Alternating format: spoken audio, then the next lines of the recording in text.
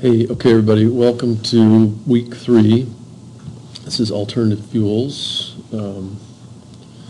lecture 5, and still not very happy that the name of the course is Alternative Fuels, but oh well, we're stuck with it. It's okay, I don't mind being alternative. Let me just spend a little bit of time catching up on the website. And as I mentioned previously, you really do need to keep up with this course. There's a couple students who have not yet turned in the assignments from week 1. So, you know, if I don't have these by Thursday, I'm just going to start handing out zeros. I'm not sure what else to do because by not having, by the students who have not turned in their homework, it's preventing me from reviewing the solutions. You know, I've been able to discuss some of the solutions on a one-on-one basis with students, but I have not yet opened up this homework 1 solution because they're not all turned in yet. Same thing with the quiz. Let's just take a look and see if it's all. Yeah, I mean there are only 3 attempts on the quiz, and there are 5 people in the course. So everybody has to take that thing before I can show the solutions there. I don't know if I need. Let me just. What's that? What about week 2? Yeah, week 2, the same thing. The course starts at 1, then it goes to 2. Let me just make sure that this is still available.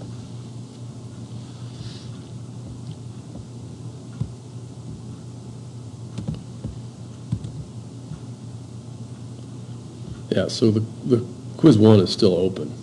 It's open to the end of the year.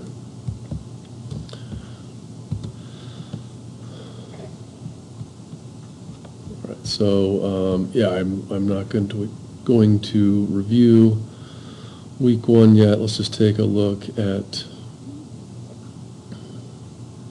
week 2 homework. I only have 2 homeworks submitted there. And again, I'm not going to review these in class until they're all done.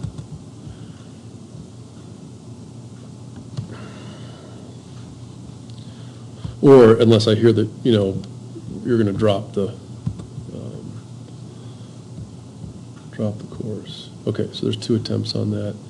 So was there something specific you wanted to look at on this exam? Were you saying, Gary, or not? I don't know. I think it was the first question that sent me to, I think, a figure or table, and I went, instead of what it was, I went to the other one. For quiz 2? Do you want to look at a specific problem? And I don't mind looking at one problem together. If you want to just do that.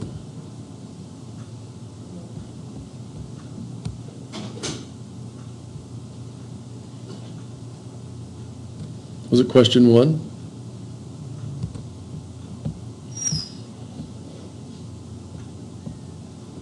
Oh, it's viscosity. It looks like you did really well.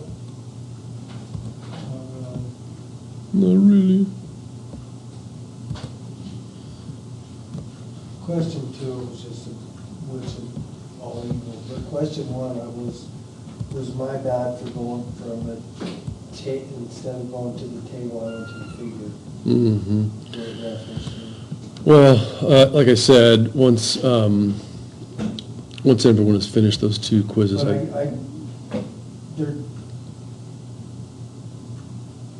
it's the wrong class. Okay, that's fine.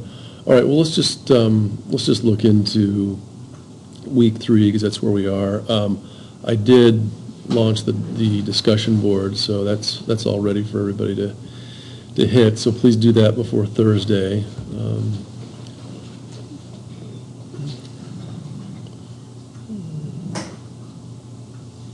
So this is obviously an old an old announcement.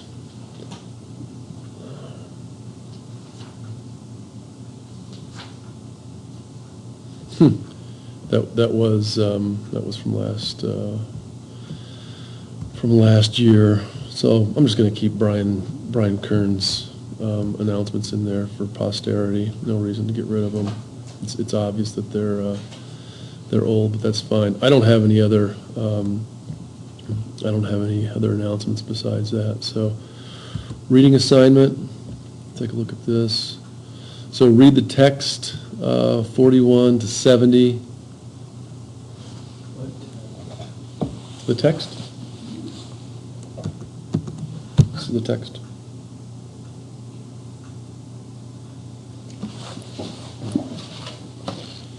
Yeah, so I'll just open up the text right here. I'm looking at page 41.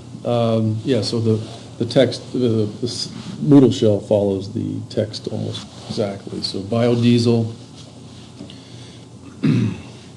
starts off with purification, alcohol to motor oil molar ratio, catalyst, reaction temperature, mixing intensity, purity of reactants, effect of reaction time. So a lot of good detail on exactly how biodiesel is made.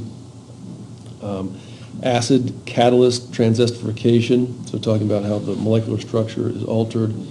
Supercritical alcoholysis, so a thermochemical reaction. Lipase catalyzed transesterification, so there's a biological method. Ultrasonic transesterification, so actually just using energy, mechanical energy to change the chemical composition. And then comparison of biodiesel production methods. That takes you up to 57. So this is a really good book. So the readings take you up to engine performance and emissions studies. That's on page 71. And then the only thing that's not covered or not suggested to be covered are the engine durability studies. So it's sort of more of a mechanical issue than a chemical one. Then finally, there's a thing called challenges for biodiesel. And I think I'm just going to read through that very briefly, just so that, just so that we're all on the same page with it. One thing that's listed here, it's just 3.7. I'm just reading from page 78, and these are some big picture items. It says biodiesel fueled vehicles increase the NOx emissions. So extra nitrogen being oxidized and NOx are a very, very potent greenhouse gas, so that is a challenge for biodiesel. Studies to be conducted when biodiesel used with the lower sulfur fuel will produce any emission benefits in the latest generation of any engines.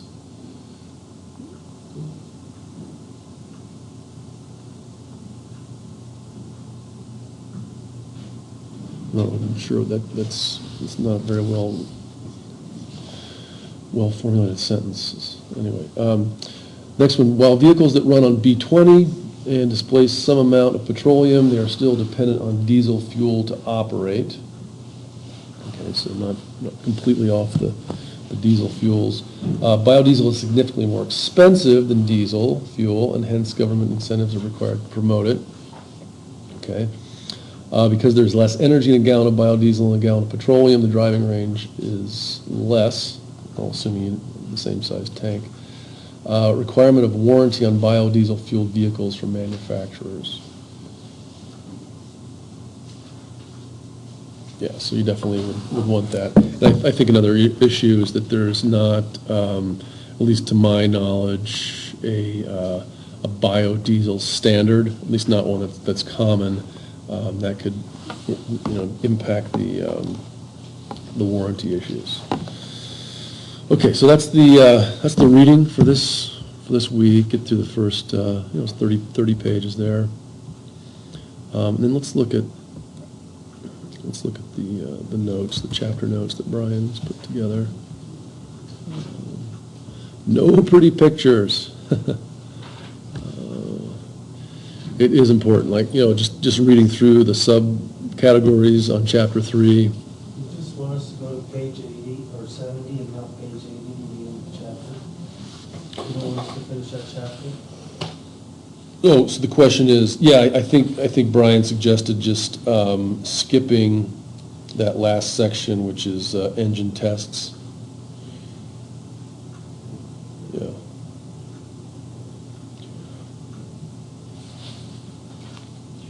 Oh, I'm sorry. Don't skip engine tests. Do look at table 3.8. So those are biodiesel specifications. So there are different test methods. But then from there, he says the things in 3.61 and beyond will not be included. Not that it's not valuable. It's just too much for the course. Does that answer your question? I mean, it's there. I mean, it's there for you to read. It's just not required for this course. Okay. For the purpose of the class, let's let my notes guide you through the highlights of the chapter. Such technical minutia is what engineers deal with all the time, and while I don't expect you to know how to measure sulfur in diesel, I do want you to be aware of such general knowledge that there are prescribed test protocols and how and where to go looking for them. So the introduction brings up some interesting facts. Note for the most part, I'll abbreviate biodiesel as BD and petrodiesel as PD. European Union is the world leader currently. Biodiesel can be made from animal fat. Should go talk to all the liposuction joints and see about getting access to that waste stream. Life cycle analysis of biodiesel. In fact, I mean, you could probably, not probably, I'm sure you could go and just use waste animal fat, sort of post-consumer waste animal fat that might otherwise end up in the landfill. Life cycle analysis of biodiesel shows it produces 80%, that's a lot, 80% less carbon emissions and 100% less sulfur dioxide than petrodiesel. Biodiesel can extend engine life due to greater lubricity. Biodiesel is safer and less toxic than petro. Text points out that biodiesel is as biodegradable as sugar and less toxic than table salt. That's a good one to know. And biodegradable, well, sugar itself, I guess, could be eaten or metabolized. The actual sucrose molecules contain energy that's recognizable to life forms. And just reading this, it sounds as if the same is true in terms of biodegradability, meaning that something's going to eat it, turn it into energy, if it's not just simply combusted in an engine. Okay, so let's look at this. The essential biodiesel reaction is combining fats and methanol in the presence of a catalyst, usually sodium hydroxide. So there's your sodium hydroxide, NaOH, also known as lye. The reaction is transesterification and looks like this. So here's your methanol. Here's your fat, and so what we're seeing is this this reaction, this reactant, the R. This one's called R prime. That one's called R double prime. They essentially switch places. So there's your alcohol. There's your ester, and now you've got basically a different ester that comes out. So it looks like Brian grabbed that from Wikipedia. So here's the definition of an ester. It's got that double, it's got an oxygen here and then a double oxygen bond, saturated oxygen bond, if you will, formed from carboxylic acids. So that the COOH is the signature of a carbolic acid reacting with an alcohol. And an alcohol is more or less just a, your standard hydrocarbons. Ethane, for example. In fact, let's just go look at, ethane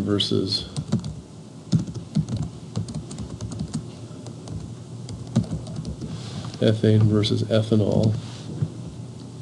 These are two of the simplest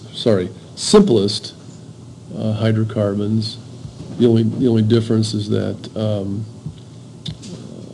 so here's ethane right there, no oxygens.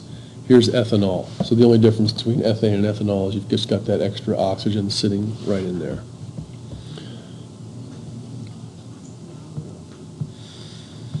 And then keep in mind in fossil fuels, all of the oxygen has been driven off, but in biofuels, you still have that oxygen as part of your chemistry in general. Lubricity, that's what makes them lubricant. Yeah, I'm not that familiar with the word lubricity, but you could just think of it as of having good lubrication properties. I think if you were to define it, you'd have to do it in terms of actual viscosity, which is in centipoise. Okay. Be familiar with the reaction on page 45 of the text, as this is essential. Biodiesel transesterification reaction. The image below is an example of a triglyceride populated with 3 fatty acids. Okay, so here we go. So triglyceride, here's your 1, 2, 3. These are your carbon chains. From top to bottom,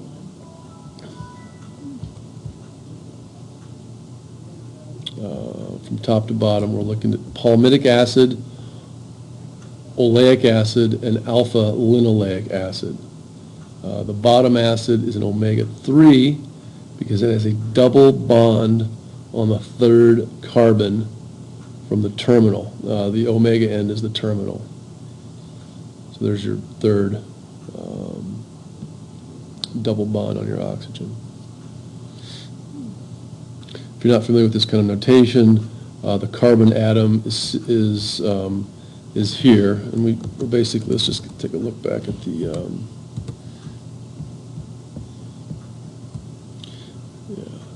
So essentially, what this other format is doing, it's just not there is a carbon there. Obviously, carbon is always has 4 bonds. So let's just take this one for example. It's bonding to oxygen here, and another carbon there, and then the other 2 are that hydrogen bond. So 1, 2, 3, 4. The hydrogens also are not shown. So this little squiggly line is really nothing more than a bunch of these guys. So it's just a much longer hydrocarbon. So if we looked at, let's just look at octane images. So here's just the straight chain model. Here's the bent chain model. And the models used in the notes are the bent chain model just without the C sitting there. But that's carbon. There's a carbon in every one of these. The bonds are saturated, so there's also a hydrogen sticking off here. Okay, so the bottom is an omega-3 fatty acid because it has a double bond on the 3rd carbon atom from the terminal. There it is right there, if you're not familiar. So these are actually double carbon bonds, meaning that there's one fewer hydrogen at the end. And these are relatively higher energy bonds. If you get I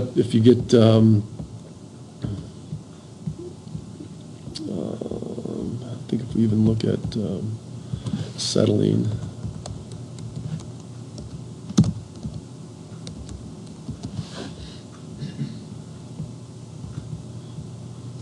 So here's acetylene, and there's an example of a triple bond. Very high energy when that thing breaks apart. So the double bond that we're seeing previously is also high, not as high as the triple bond, but that's what that notation means. So it just means, so you can think of acetylene as basically ethane with 4 of its hydrogens missing.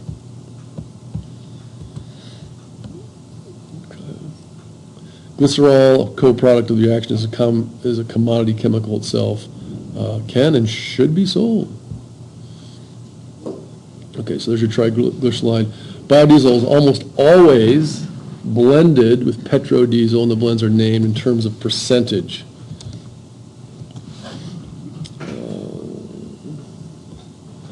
So straight biodiesel, you could also call it neat biodiesel.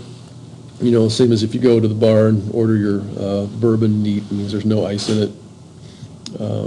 Why blend it all? B20 and lower blends can be used in any diesel engine. So this is the same in that ethanol can typically be used in a gasoline engine. It's saying here that 20% biodiesel can be used in any engine, whereas if you go higher ratio, you need some modification to hoses and gaskets.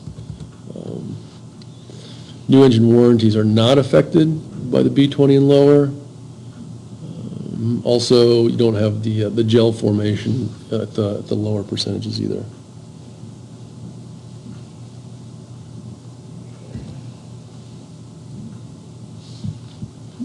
And so, as I was just mentioning earlier in the lecture, there are 5 different production methods that are covered. So take a look at each one of them.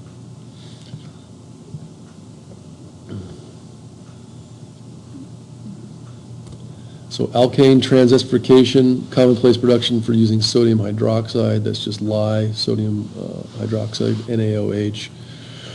Works well with a feedstock oil of acid value of 4 or less. The acid value measures the amount of free fatty acids in the oil. So too much FFA causes issues with soap formation.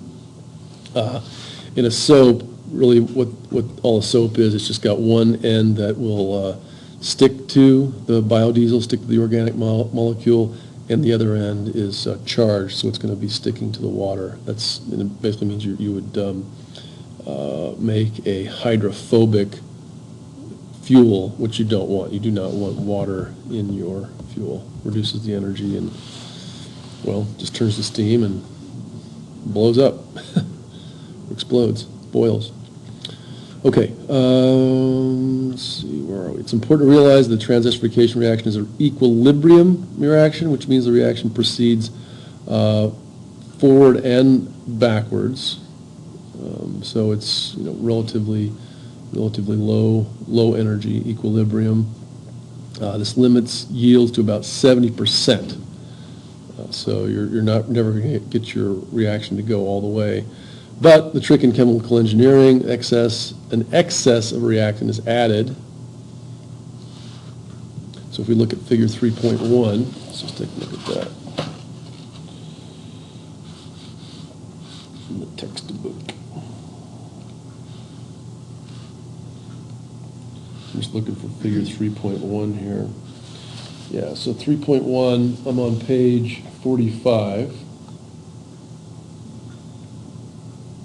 And you can see your triglyceride on the right-hand side. You add the alcohol. Here comes the catalyst, and then out the other side come the esters and the glycerol. And yeah, so in the reaction it says that 3 moles of alcohol are added. But instead, if you add 6 moles of alcohol, it pushes the reaction further, and you get 98% yield. Okay. Now, if the acid value of an oil is above 4, acid transesterification is a method of chopping the FFA into esters. That's what we really want for the biodiesel. So instead of using alkyne substance like lye, an acid is used to hydrolyze or split it into the desired esters. See the reaction figure 3.4. Let's see if I can show this on the screen very well. This was the image for 3.1. If you don't have the book, and the number we were looking at previously was that 3 right there. If you take that to 6, it will push the equation closer to completion. So let's look at the reaction 3.4.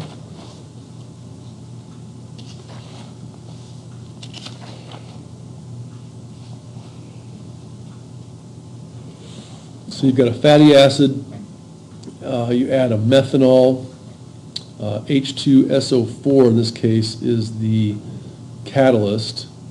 You're left with a methyl ester and water. So acid esterification equation. Let's just take a look at that guy. Bring that into focus a little bit. So I'm looking at figure 3.4. So the fatty acid plus the methanol, H2SO4 is the catalyst. Your methyl ester is left over along with water as a byproduct.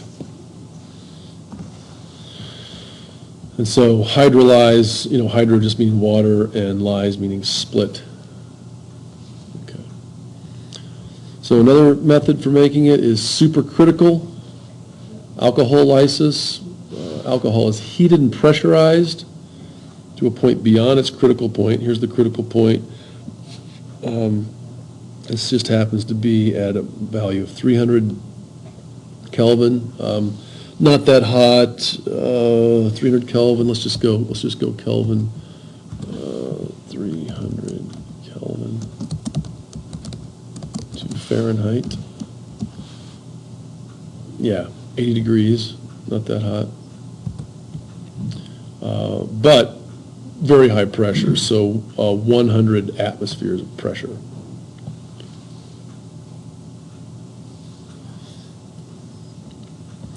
And you can see you've got a clearly a gas phase down here at lower pressures. Once you start squishing the gas together, it really has no choice but to become a liquid. This also happens obviously at lower temperatures, but at this critical point, supercritical fluid, it is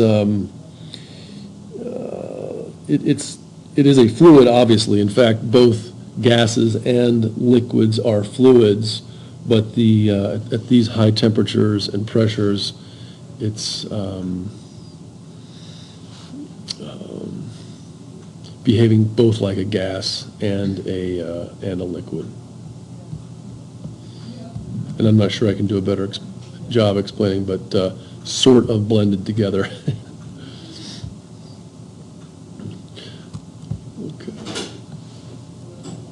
So this process is advantageous because it simplifies the purification and lowers the reaction time. So you're not really relying on chemistry, you're relying more just on mechanics. Okay, fourth production process. This is the biological one I mentioned earlier. Thank you.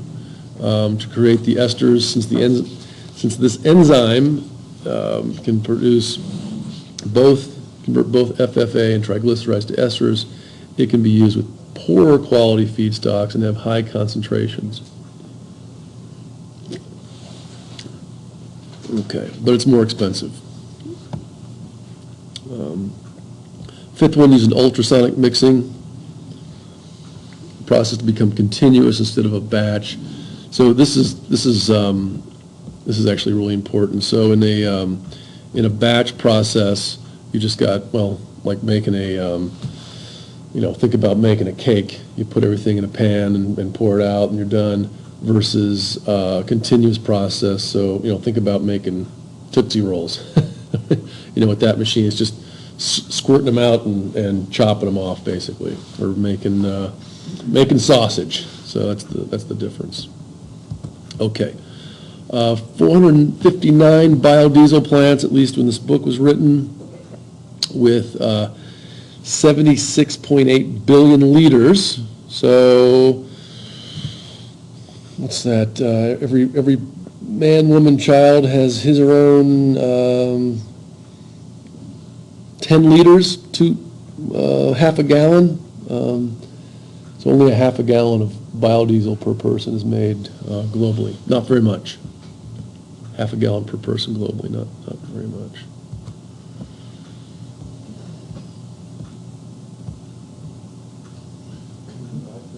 Sure.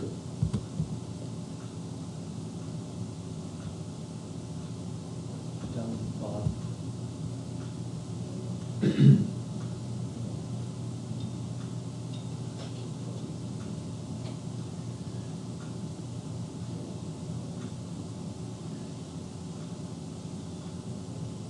Is that in Moodle? Beg your pardon? That's in Moodle. This is all in the Moodle shell, yeah. No, Brian's done a great job putting these notes together.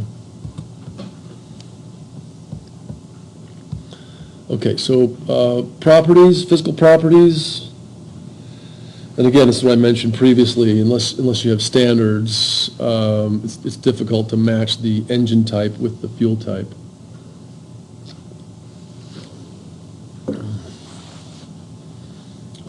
Varies on a country-by-country basis. Are they using soybean to actually manufacture the soybean product, you know what I mean? If you used all soybean power instead of using diesel fuel to make the soybean Oh, I see what your question is. fuel. Yeah, that's a really good question. So the question that was just brought up is, where does the energy come from to drive the soybean plant? And is it completely from renewables? In this particular case, I don't know, but, one thing, and I talked about this in NRG 101 a little bit this morning, showed a picture of a combine harvesting wheat, and we did a little thought experiment to say, well, gosh, could you not power that combine with the chaff coming off of the wheat, or are you still sort of, living with non-renewables as the energy source? And again, we're in a place where fossil fuel prices are relatively low, and depending on what your economics look like for selling, you might actually turn to fossil fuels just to save money. But, in practice, there's no reason why you couldn't have the whole thing powered with renewables. You have your wind nearby, you'd have your solar there, and you'd also maybe have some biofuels as well.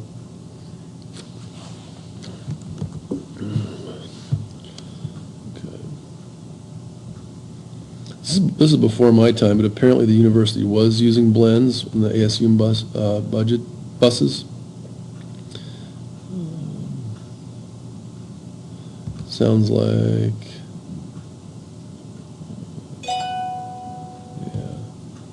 sounds like there have been some issues, and just quality control seems to be the biggest issue. Okay, most important numbers are the cetane number, cold filter plugging point, viscosity, and stability. Let's just go back out and revisit the cetane number again.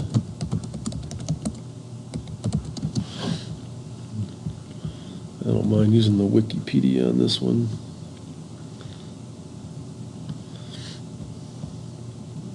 So it does have to do with the combustion speed. In one way that. Flashpoint, doesn't it? It would be flashpoint and everything. Well, The higher cetane number, the lower the flashpoint. it should be, yeah. I mean, the speed and the temperature should be related, absolutely. I'd really like to see a graphic on this. I mean, I'd like to see combustion time as well as flashpoint as a function of cetane number. I don't know why this is taking so long to connect.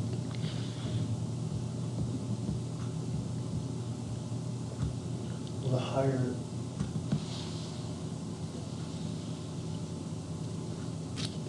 the higher oxygen content, the higher the oxygen content of your specimen, the lower the cetane number, wouldn't it be? I think so. I mean, I think a higher more oxygen does mean lower cetane number. Huh. Oh, I'm not.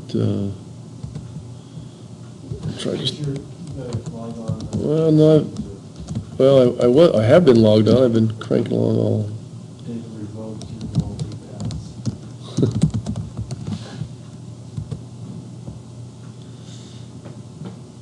Maybe somebody's resetting the server.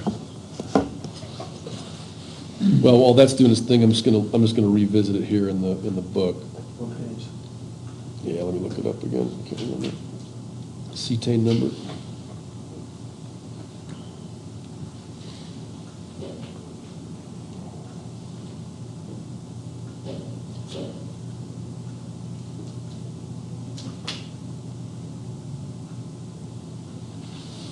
Are you still recording right now? I'm gonna actually take a little pause. Actually, I'll be back. I think we're at 30 minutes, so I'll be back and wrap it up here in a second.